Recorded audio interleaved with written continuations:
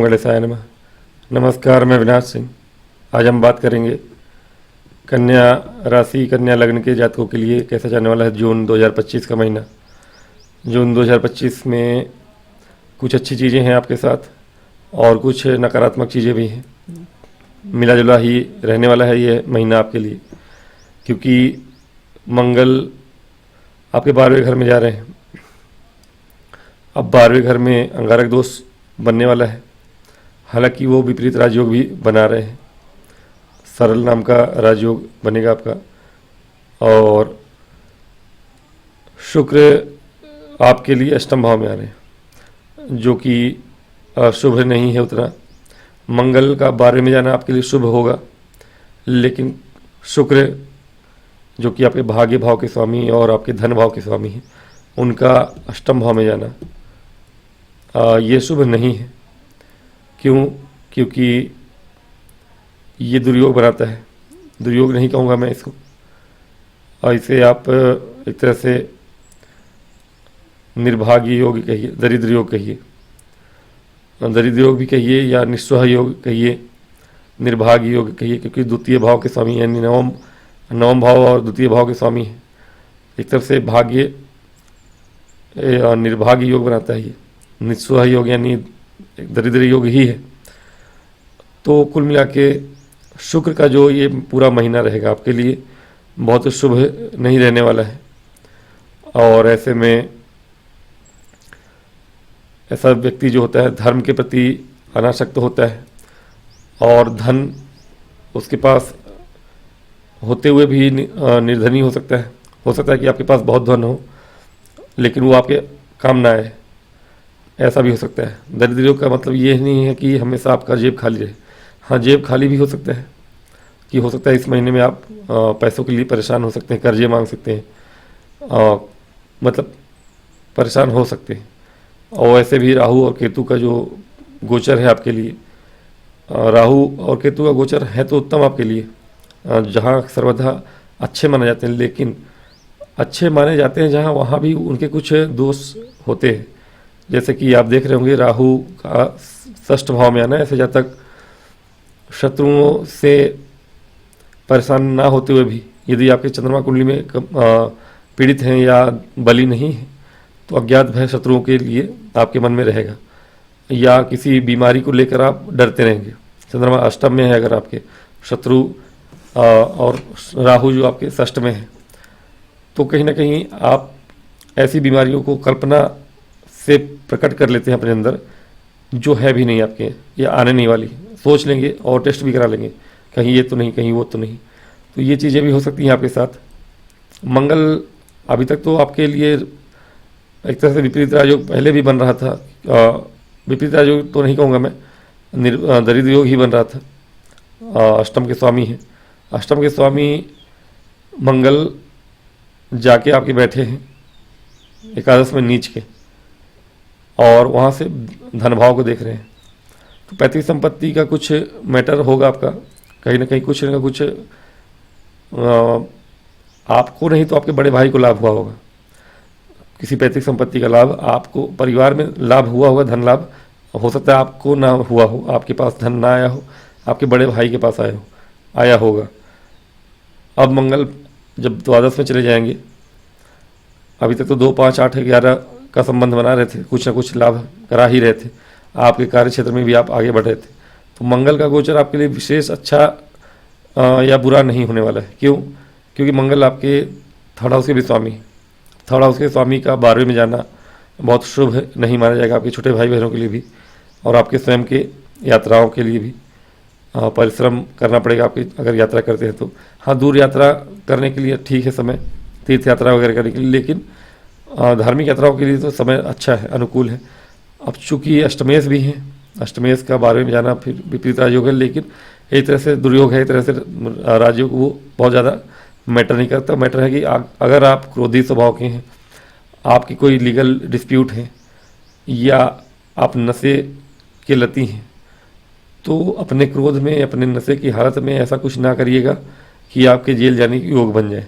अगले 1.5 महीने थोड़ा सा अच्छे से रहिए, और कोशिश करिए कि सब काम अच्छे से हो। कुछ अच्छे योग भी बनेंगे मंगल से आपके, ऐसा नहीं है कि बुरा ही होगा, कुछ अच्छी चीज़ें भी होंगी, लेकिन कोशिश करिएगा कि बुरी वाली चीज़ें सामने आए तो उससे किनारा कर लें, समय को टाल दें। पैतृक संपत्ति को लेकर कुछ चीज़ें अच्छी होंगी आपके साथ। शुक्र चूँकि अष्टम में है और धन भाव को देख रहे हैं, तो पैतृक संपत्ति से संबंधित कुछ चीज़ें आपके हो सकते हैं अच्छे, वहाँ से धन लाभ हो जाए आपको, या अचानक से कोई और काम है आपका, 2 नंबर काम है, वहाँ से धन लाभ हो जाए, लेकिन 2 नंबर काम ज़्यादा नहीं करना है, नहीं तो जेल जाने के योग बने हुए हैं आपके।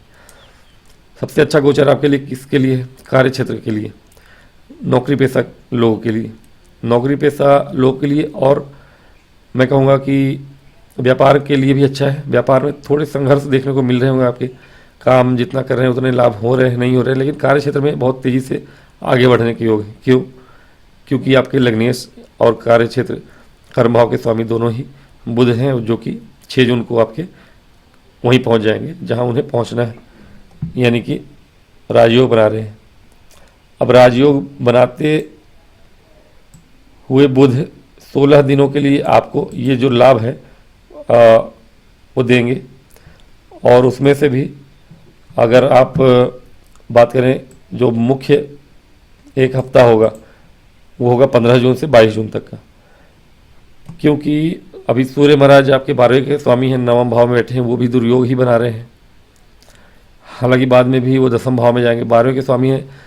अब आप खर्च करेंगे, हो सकता है सरकारी कामों में, सरकारी टेंडर वगैरह पास कराने में आपके पैसे खर्च हों, तो ये चीज़ें हो सकती हैं। 9वें भाव में भी सूर्य 15 जून तक है, बहुत अच्छा, कोई विशेष आपके लिए समय उत्तम नहीं है।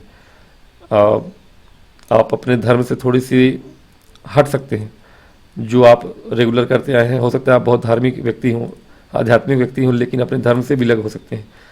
15 जून तक, 15 जून के बाद सरकारी क्षेत्रों में हो सकता है कि आप कुछ डॉक्यूमेंटेशन वगैरह में किसी न किसी सरकारी काम में आपका खर्च बढ़ेगा, और या सरकार के टेंडर पास कराने में हो सकता है कि आप ब्राइबरी वगैरह दे सकते हैं। ये काम से बचना है, लेकिन हो सकता है ऐसा काम हो। 12वें के स्वामी है सूर्य और 10वें में आएंगे, तो सरकार से जुड़ के काम करने वालों के लिए थोड़ा लाभ होता है। वहाँ धन खर्च आप करेंगे, लेकिन वहाँ से आपको लाभ भी होगा। भूमि भवन वहाँ से जुड़ा हुआ कोई काम है आपका, वो बहुत अच्छा होगा। कार्य क्षेत्र में बहुत अच्छा समय है आपके, और ज्ञान और बुद्धि की चरम सीमा पे होंगे आप। ऑफिस में आपको कोई पकड़ने वाला नहीं होगा। जो लोग सोचते होंगे कि यार ये डम है, वो बैठा ही रहता है, 1 हफ्ते का काम 10 दिन में करता है, कोई भी प्रोजेक्ट हो, अब वो काम आप 1 हफ्ते का काम 4 दिन में, 3 दिन में करके दे देंगे, लोग सोचेंगे कि ये क्या हो रहा है इसके साथ। विशेष रूप से 6 जून से लेकर 22 जून तक, उसके बाद भी आपके लिए लाभ के योग बने हुए, महाधनी योग बनेंगे। तो 6 जून में बहुत सारे उतार चढ़ाव आपके साथ आ रहे हैं। एक तरफ से देखो महाधनी योग बन रहा है, एक तरह से महाधनी योग बनेगा आपके, और एक तरफ से 6 जून तक दरिद्र रोग थोड़ा सा ज़्यादा प्रभावशील रहेगा, लेकिन 6 जून के बाद एक दुर्योग काम करेगा आपका दरिद्र रोग का, तो दूसरा महाधनी का राजयोग काम करेगा। और फिर 22 जून के बाद, 22 जून से लेके अगले जितना भी समय है जून में, पूरा समय 30 जून तक, मान लीजिए जुलाई तक भी जाएगा, लेकिन 30 जून तक कम से कम। हालांकि शुक्र 29 जून को निकल जाएंगे, वो समय अच्छा होगा। 29 जून को जब शुक्र आपके अष्टम भाव से चले जाएंगे अपने भाव में, और बुध आपके आ जाएंगे लाभ भाव में, तो ये अचानक से आपको उस समय धन की प्राप्ति के भयानक वाले योग बन जाएंगे। भयानक वाले इसलिए कह रहा हूँ कि ये जो रोक रहा था आपका धन 22 जून तक, शुक्र रोकेंगे आती हुई चीज़ों को, बुध योग बनाएंगे, धन आते हुए दिख रहा है आपके कार्य क्षेत्र से, व्यापार से, कहीं से भी, शेयर मार्केट वगैरह से। लेकिन अब बुध तो धन योग बना रहे हैं, राजयोग बना रहे हैं, लेकिन शुक्र उसको रोक रहे थे दरिद्र योग बना के, क्योंकि दरिद्र योग एक तरफ बन रहा है, एक तरफ महाधन योग बनता है, दोनों नील हो जाते हैं। तो कहीं ना कहीं आने वाले जो समय में जब 22 जून को बुध महाराज आ जाएंगे आपके कर्क में, तो ये महाधनी योग बनाएंगे, और शुक्र भी धनवान बनाने के लिए आ जाएंगे आपके 9वें भाव में 29 जून को। तो 29 जून को 22 जून से 29 जून तक ठीक है। 29 जून के बाद से आपके लिए अच्छे समय आने के, और जून में तो एक ही दिन है 29-30, लेकिन 29 जून तक आपके धन आने के प्रबल संभावनाएं बढ़ जाएंगी। पैतृक संपत्ति के लिए भी हो सकता है धन योग बना दे। मंगल भी विपरीत राजयोग बना रहे, शुक्र धनेश है, धनेश और भाग्येश होके भाग्य भाव में बैठेंगे, बुध लग्नेश होके धन भाव में एकादश भाव में बैठेंगे। और कार्य क्षेत्र में, तो कार्य क्षेत्र से आपको अचानक से प्रमोशन धन लाभ होने के चांसेस हैं। शिक्षा क्षेत्र में है, वहाँ से धन लाभ हो सकता है, और या फिर किसी और भी व्यापार में है आप, भूमि भवन वाहन का कोई प्रॉपर्टी का काम है वहाँ है आप, तो कहीं ना कहीं से आपको अचानक से धन लाभ की प्राप्ति तो हो रही है।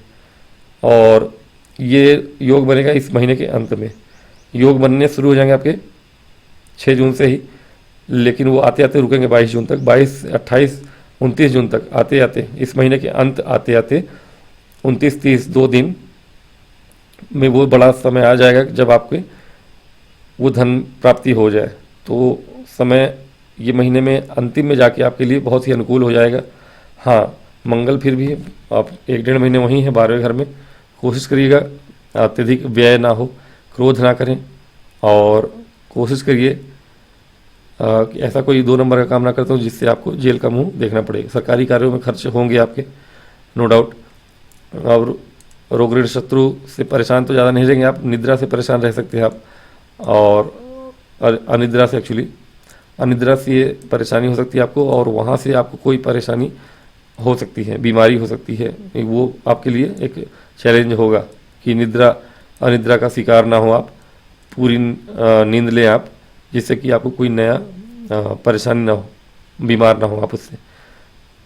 वैवाहिक जीवन की बात करें तो वैवाहिक जीवन के लिए तो समय अच्छा है। जिनका विवाह बहुत दिनों से नहीं हो रहा था उनके विवाह के योग बन जाएंगे। विशेष रूप से शुक्र की दशांतर दशा है, और शुक्र भाग्य भाव में आ जाएंगे जब 29 जून को, तो 29 जून के बाद से आपके लिए समय अनुकूल है। हालांकि विवाह के लिए अभी से ज़्यादा योग अक्टूबर नवंबर में ज़्यादा है आपके, फिर भी ठीक है समय, वैवाहिक जीवन अच्छा ही चलेगा आपका, कोई समस्या वहाँ नहीं है। और हालांकि मंगल की दृष्टि होगी वहाँ, तो थोड़ा सा केयर करना पड़ेगा 6 जून के बाद से, क्योंकि शनि वहाँ पर है और मंगल की दृष्टि होगी, तो ये चीज़ें थोड़ी सी आउट ऑफ कंट्रोल जा सकती हैं।